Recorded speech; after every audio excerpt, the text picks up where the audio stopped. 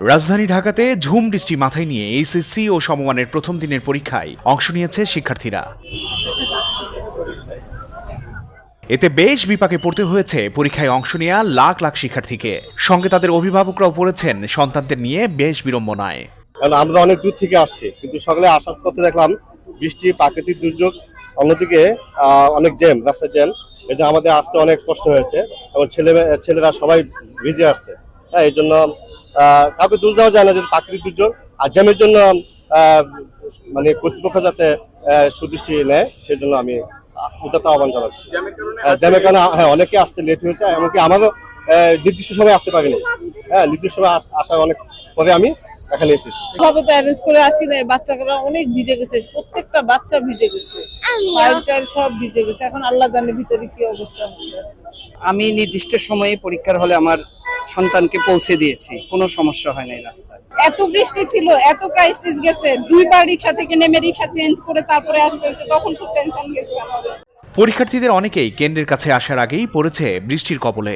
আজকে যেহেতু পরিবেশটা একটু খারাপ ছিল, সেহেতু অনেকেই দেখা গেছে যে দূর থেকে যারা আইছে তাদের একটু পরীক্ষায় হলে আসতে অসুবিধা হয়েছে। বৃষ্টি, হ্যাঁ, তাছাড়া জ্যামও ছিল, এখান থেকে আসতে একটু সময় লাগছে।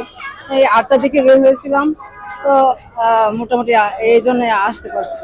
পরীক্ষা ভালো হয়েছে, বোর্ড স্ট্যান্ডার্ড প্রশ্ন হয়েছে, এমসিকিউ সহ সবকিছু। আমাদের সবারই পরীক্ষা ভালো হয়েছে, আলহামদুলিল্লাহ। শিক্ষার্থীদের কেউ কেউ ব্যক্তিগত যানবাহনে এলেও বেশিরভাগ শিক্ষার্থী বাস, সিএনজি কিংবা অটোরিকশায় করে কেন্দ্রে এসেছে। কিন্তু প্রবল বৃষ্টির কারণে গাড়ি থেকে নামতে ভিজে গেছে অনেকেই। এই সময় পরীক্ষা হওয়াটা একটু রিস্কি, কিন্তু আমরা আশা করি বৃষ্টিপাত যাতে না হয়, আমরা যাতে সুষ্ঠুভাবে পরীক্ষা দিতে পারি, এটা আমরা আশা করি। কোশ্চেন অনুযায়ী আমার মনে হয় না যে পেছানো দরকার ছিল, আর আমার মনে হয় যত তাড়াতাড়ি হয়ে যাক ততই ভালো। পরীক্ষা পেছানোর দাবিটা আমার কাছে মনে হয় যে কিছু ক্ষেত্রে যৌক্তিক, কিছু ক্ষেত্রে অযৌক্তিক।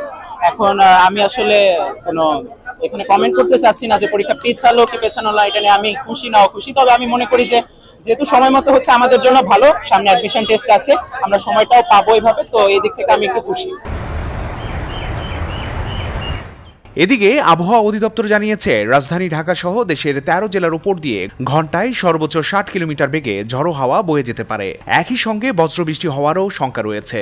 30 জুন রোববার দুপুর 1টা পর্যন্ত দেশের অভ্যন্তরীণ নদী বন্দরগুলোর জন্য দেওয়া আবহাওয়া পূর্বাভাসে এ তথ্য জানানো হয়েছে। এই বাংলা, ঢাকা।